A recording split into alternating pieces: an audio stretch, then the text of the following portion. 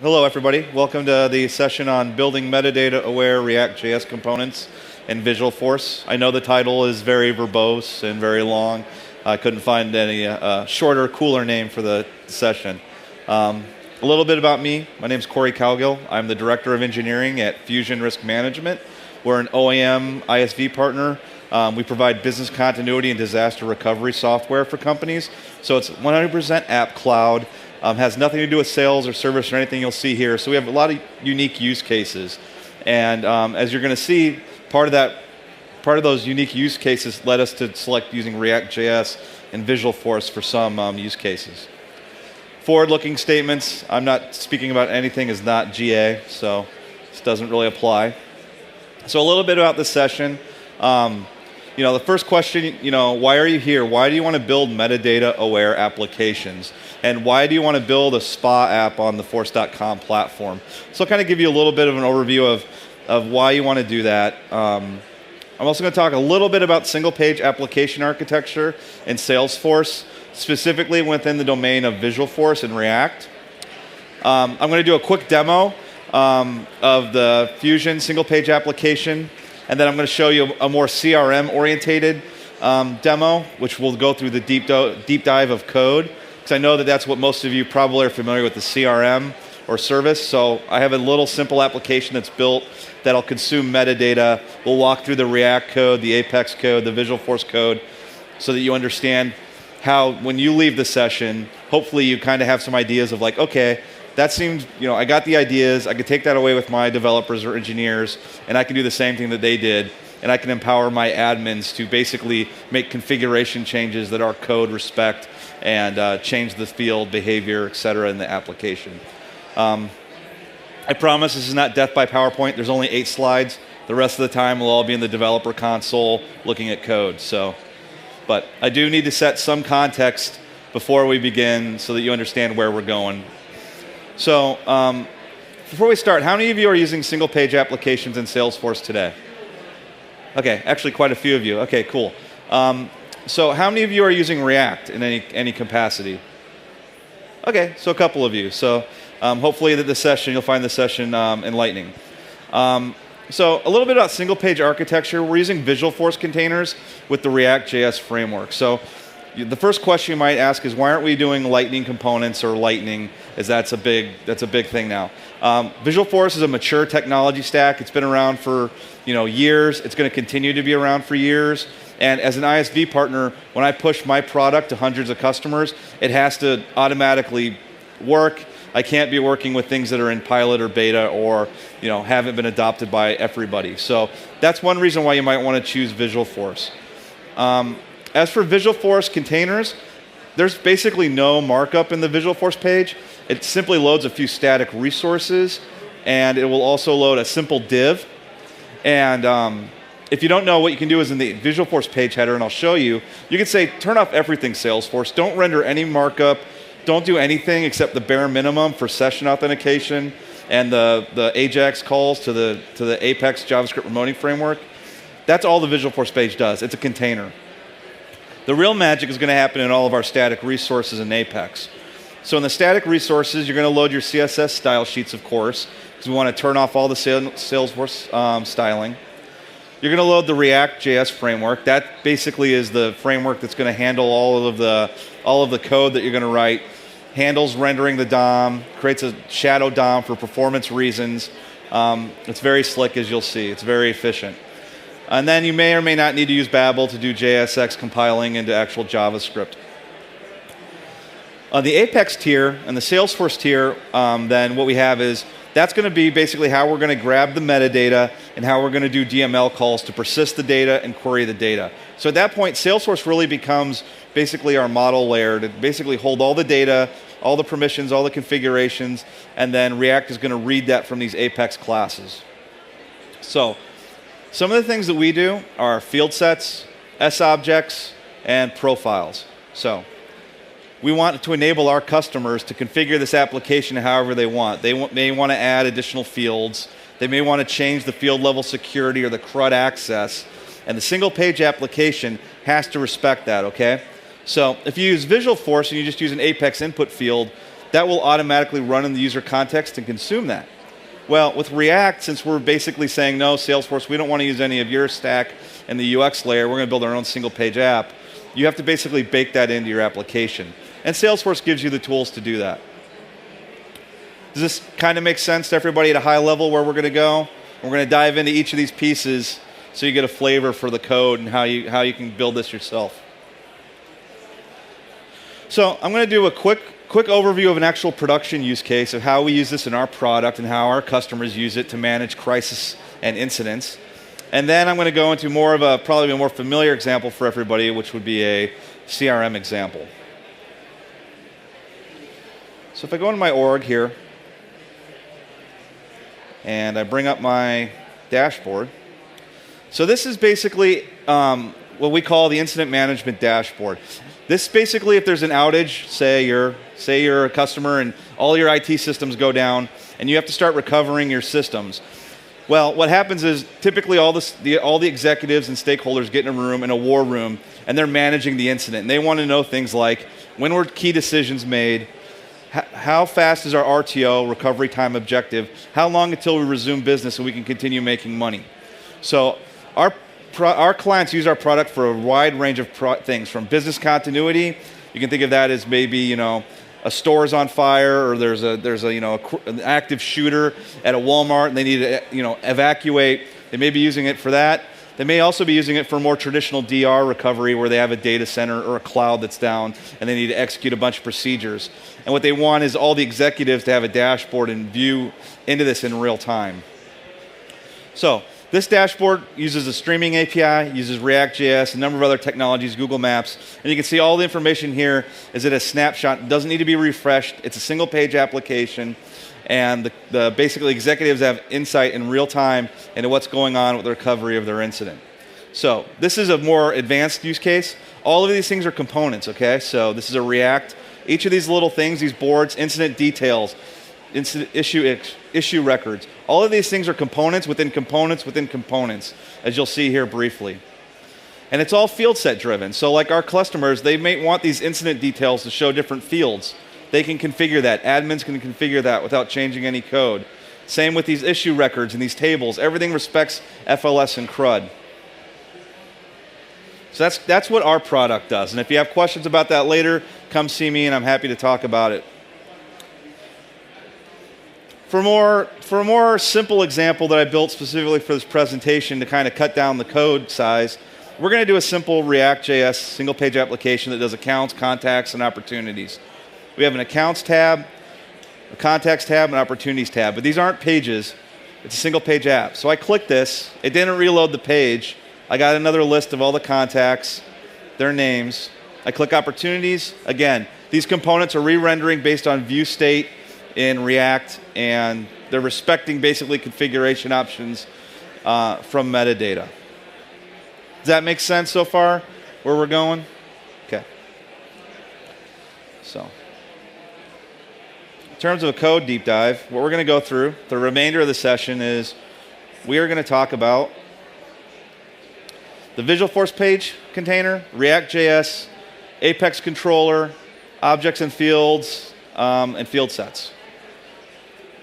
All right, so death to PowerPoint. Let's get going. Can everybody see that in the back, the code? Is that visible? Okay. So why don't we start with the Visualforce page? As I said, the Visualforce page in a single-page application acts as just a container. So here you can see in my page header, I tell it, basically, Salesforce, I don't want you to do anything. Don't do style sheets. Don't show the header. Don't show the sidebar. Do an HTML5 doc. I have a controller, which we'll get into, an Apex controller, and some extensions. I don't want you to apply the HTML tag. I want complete control over the DOM because I'm going to defer that to React. I don't want you doing anything with the DOM. I don't want you applying body tags or HTML tags. I have a static resource here. I'm not going to go into this. It's a Visualforce component, which is just a collection of static resources that my team uses. But you can see here I'm specifying the body. I'm doing here, I want you to include a React component, which is an SObject detail component. This component, it's a static resource. We're going to dive into it. That determines what type of field you have based on metadata. Is it a lookup, integer, currency, pick list. Then I have basically business-focused logic in another component, which is the container of that, which is our single-page application, which handles basically the navigation. You know, when I want to invoke and do DML operations, it'll call the React subject detail. So it's basically my dependencies. So I have two of those. I have some style sheets. I have a modal div, which you need for some bootstrap work that we're doing. And that's about it. And then other than that, the major thing here is to see, I need a hook. I need a root div for React to act on. So I have a div ID called single page application content ID. This is the root in my Visualforce page, which I'm going to pass to React, and it's going to start rendering on top of that, and everything else goes to React. And then down here I have basically where I want to kickstart React. I want to kick React off to start working. So I say react.render, and I want you to basically create an element of type SPA container. I don't pass it in any parameters because I'm deferring all of those calculations to the container app. And then I say document.getElementID SPA content ID. So that's where I'm saying that's the hook. That's where I want you to start. Grab the single page application content ID, this div here, and start rendering all of my React frameworks. Let React operate on that. So why don't we go ahead and dive into the SPA container React component and see how that works. So here I have a static resource.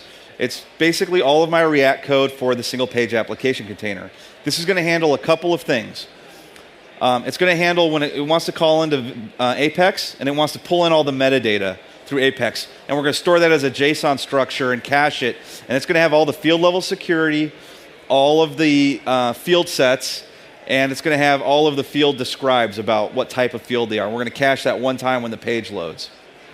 So when this page loads, for those of you who aren't familiar with React, there's a rendering lifecycle. I'm not going to go into that in a great big number of detail, but I'm going to give you the highlights of what you need to know for Salesforce. The first thing you need to know is you need to store You need to store your component state. Very different. But when the component renders, initially it says get the initial state of this component, because React, whenever the state changes, it's going to re-render the parent and all the children components. It's automatically going to handle that for me. So I say, okay, I want you to hold something called current fields and current content.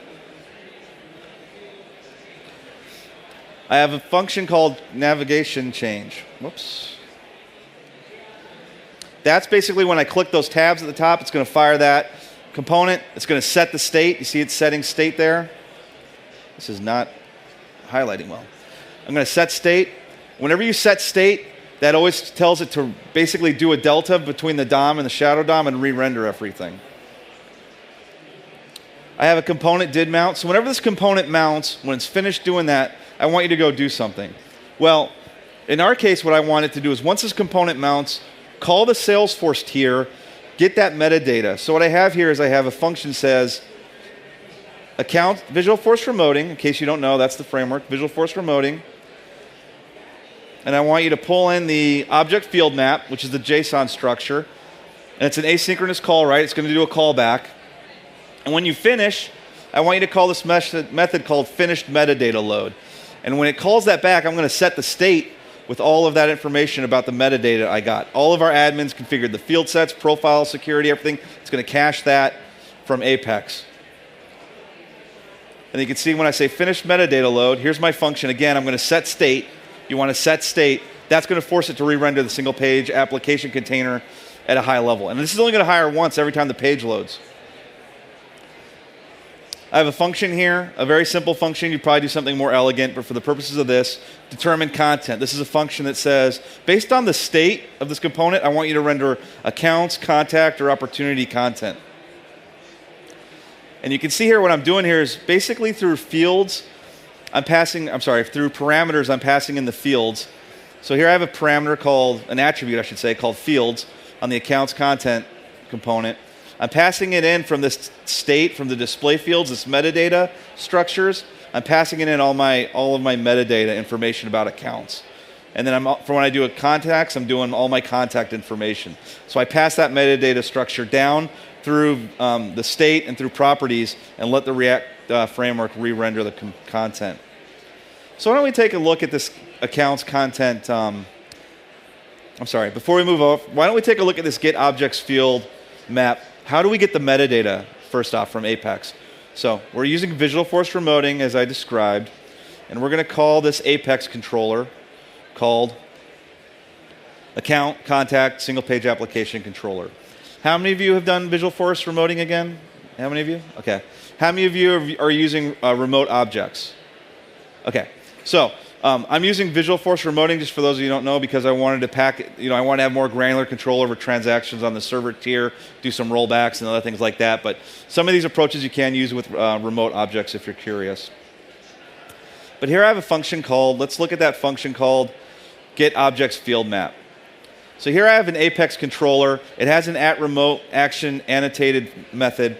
This is what makes it available for Visualforce remoting. And you can see I'm passing it back a string and a custom object of a field definition. And what that's going to do in the JavaScript layer, that's going to come back as a JSON structure. And what I say here is I say, okay, what I want you to do is pull in the field set for detail view, pull in the field sets for contact details, and pull in the field sets for opportunities, and push that information to the structure, to the JSON structure. And I basically defer that to a build display fields list, a smaller method which iterates over a field set, and it merges all of the FLS describe information along with the metadata field types. So we have this function here called build display field sets, where I'm going to iterate over the Apex global describe information. Apex allows you to get all that information. So here I get a global describe of all my objects in the system, and I iterate over those, and I say, for the passed in object that I got, it's a map, so I pass in accounts. For on line 73, I say, give me the field describes for accounts. And then I say, okay, now I want you to iterate over a field set, because I don't want all of the fields. Remember, metadata aware. I only want the fields that are in the field set that the business analyst or the admin configured. So I iterate over that, and I say, okay, describe the field. That's the first thing you do. Describe the field. Give me all the information. Then we do some checks. Are you required at the database layer? Or guess what? You know what else? You can be required at the field set layer. They can also be required at the field set layer. So we do some processing here of the metadata types, whether it's required or not required. Here we do a pick list, right? So if I want to render that drop down, I need all the values. I need hot, cold, warm. You need all those values. So Apex Describe is going to give that to me, and I'm going to store that on this wrapper object that's going to get converted to JSON. Is it a reference field? Well, if it's a reference field, guess what we want to do? We want to basically make sure we get the name field. Don't show the 18-character ID. Show the name field and let the React components render that appropriately. And when you do that, basically, you need to do we want to do a parent-child query. So we're getting the reference field type information. Then on line 98 here, what we're doing is we're saying, let's do the FLS, CRUD, and help text. Because again, they put help text in there. They also set up FLS and CRUD on how they want the users to access this app. We should make sure that the single page application respects that. So here, because I'm a ISV partner, security is especially important. And what I should say is, well, the single page application will respect this. It wouldn't necessarily pass security review unless you have to do the checks again on the server tier when you do the DML statements, in case you're curious. Because somebody could still monkey with the JavaScript on the client tier. So you still have to do these checks when you do the DML for security review. But we want our application to be user-friendly, right? So we do all these checks to see, is it accessible, creatable, what's the type of text. Then we add that all back.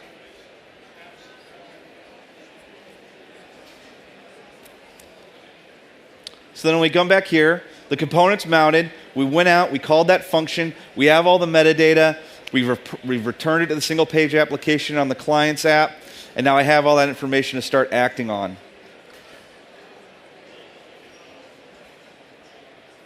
So now whenever the function renders, it's going to render basically my header. I have a header component, and I have a content, which is dynamic, which is set based on what was the tab that was selected from the navigation header.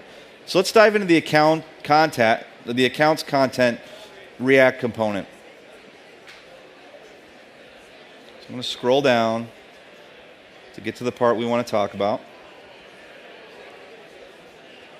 So again, here we have an accounts content. It's pretty much a high-level component, again, because with React, you want to build granular components upon granular components.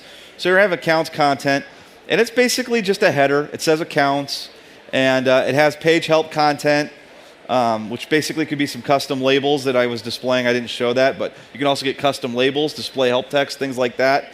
So they're basically, we have a page help content component, and we have a data table. So what we're looking at now is we're looking at this guy. I'm going to close that.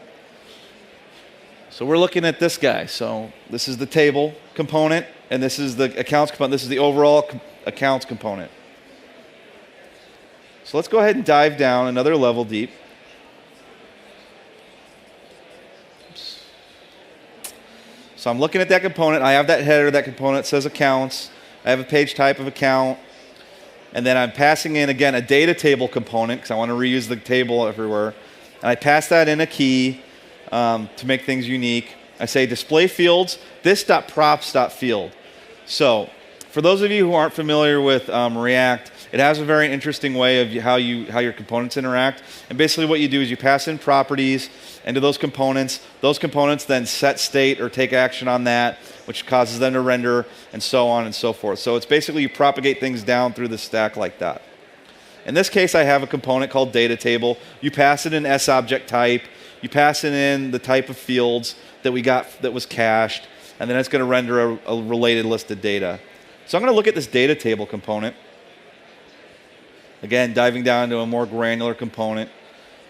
So here's a data table component. Again, it has initial state, and on that initial state, I just set a records JSON structure that's empty. And then what I say is once this data table component is rendered, whenever React has said, okay, you're done mounting, I want you to call this function to go query data on the Salesforce tier and bring down the records again. So here I have some function that's saying, okay, when I'm loading records, let me check the property type. Did I pass an account, contact, or opportunity? Maybe you want to do some sort of special flavor of SOCL or something with that. So then we break that out into some functions where we're calling the controller, get all contacts. And then I pass it in a function called this.loadRecordsComplete with the JSON structure escape equals false. Escape equals false is important when you do React and Visualforce remoting, because what will happen is you have ampersands. React will automatically XSS protect you for the most part, but when this payload comes back from Salesforce, it'll come back with ampersands in it, so like encoded. So that'll make it come back, your text come back nice and clean. So if I look at the load records complete function here, I'm setting, say, okay, set state of this component, this data table, set the state of this guy with the result. And the result is basically a list of S objects. So if we take a quick look at that function, get all accounts. In this case, I'm just doing select ID and name, and then bringing all that back. So that's coming back in a structure. Again, it's coming back through, and I'm saying set state, and it's rendering everything. So that's how you can call that data structure, bring in data from the Salesforce tier, and bring it in.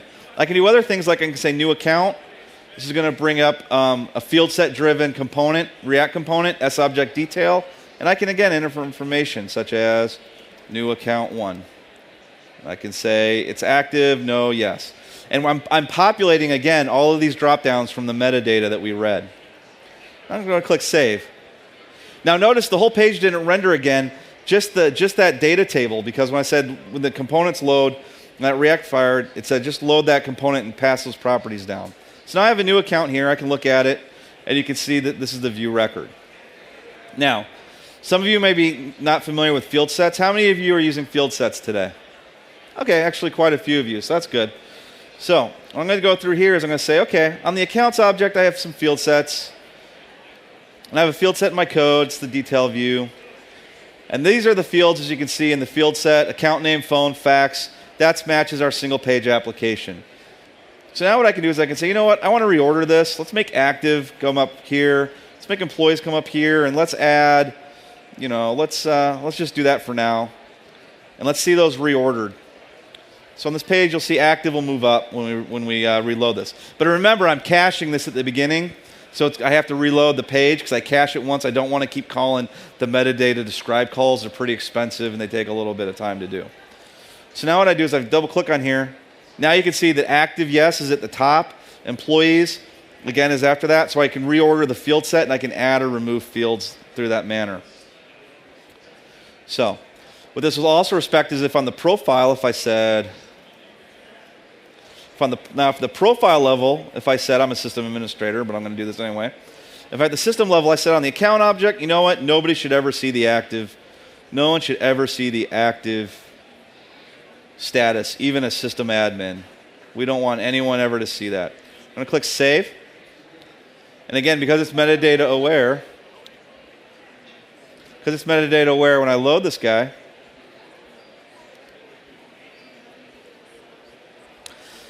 creating does not have requires for permission. This is because actually I'm doing a global describe. We changed some code the other day. This is doing a global describe. So again, you can see my application's metadata aware. It's preventing me from doing something. If you could implement this with more granular checks at the field level and say, don't show this field on the component or show field. So that shows you that you can build single page applications which are metadata aware. So I have about 5 more minutes left. And with that, I'd like to open up the session to questions. I'll also be around here. I know we covered a lot of material over here, but I'll be over here to answer questions after the session. And basically some other material you can check out is ReactJS. So it's on GitHub. It's publicly available. Facebook makes it. It's super fast. It's really cool. It makes development on the client side pretty easy. There's also a very good ReactJS blog post from Chris Concretes, one of the developer evangelists from a couple years ago, similar to the app that I showed you, except my app was showing you how to meld metadata with React. His is a very simple example, but it's great to get you started. I'm also on Twitter, @CoreyCowgill, and #AskForce. So if you have any questions, please raise your hand and shout it out, or I can talk to people offline in the corner. Yeah. So that's a good question. So why not select React and why not select Angular? In our use case, when we looked at it, we were just starting out with implementing, deciding what framework we wanted to use. And at that point in time, there was a lot of discussion around Angular 1 and Angular 2 and which way we should go. And then we started looking at React and how it handled the view state and properties. And then we just decided to go with React and see how it went. And then we were just really happy with it. So that was the reason. Kind of there was discussion around Angular 1 and 2. And then React seemed like there wasn't that type of decision. It was very different. So that's why we ended up selecting it. But you can still use, Visualforce Remote. You can still build single-page applications with Angular, obviously, with Visualforce Remoting and everything. But we've also found it to be very fast. I don't know anything about the benchmarks on Angular, but this is pretty fast for the DOM manipulation and everything. Especially for our dashboard, because we're using the streaming API, and people might be doing an incident where they have 100 people making updates to records in the system. I've done this task. It's completed. The server's restarted. Now you can start doing accounting again. That's a lot of churning on the DOM and some of that dashboard when it gets complex. So we also found it to be pretty good in that use case. Good question though. How easy was it to learn? Debug our application? Very good question. So we found it to be fairly easy in terms of on the Salesforce tier, because you've basically abstracted a lot of the logic away. The Apex tier, we were debugging the debug logs for basically SOQL queries, as you can see, transactions, things like that, and the debug logs. On the client side debugging React, there's some frameworks that we used. There's a Chrome plugin called React. Can't remember what it's called, but one of my engineers uses it a lot. It basically lets you view in Chrome the state and the properties, and you can traverse that whole state. So there's actually some pretty good tools. I'm just a good old dev console guy. Like I bring up the Chrome console inspector, I look at the JavaScript console logs, and I debug it that way. So we didn't have very many issues with the framework at all. Whenever we had issues, it was mostly around, as you saw, somebody changed a field level security or metadata, and we weren't respecting it or we weren't encoding something. So one of the other things is about packaging this is in terms of Apex unit tests, you don't have as many. So in terms of getting past that doesn't mean you shouldn't unit test. That's not what I'm saying at all. Like you should definitely look at doing JavaScript unit testing. But in terms of the deployment packaging issues that people have with that, those, that profile threat goes way down because your Apex code is a lot slimmer. All right, thanks everybody.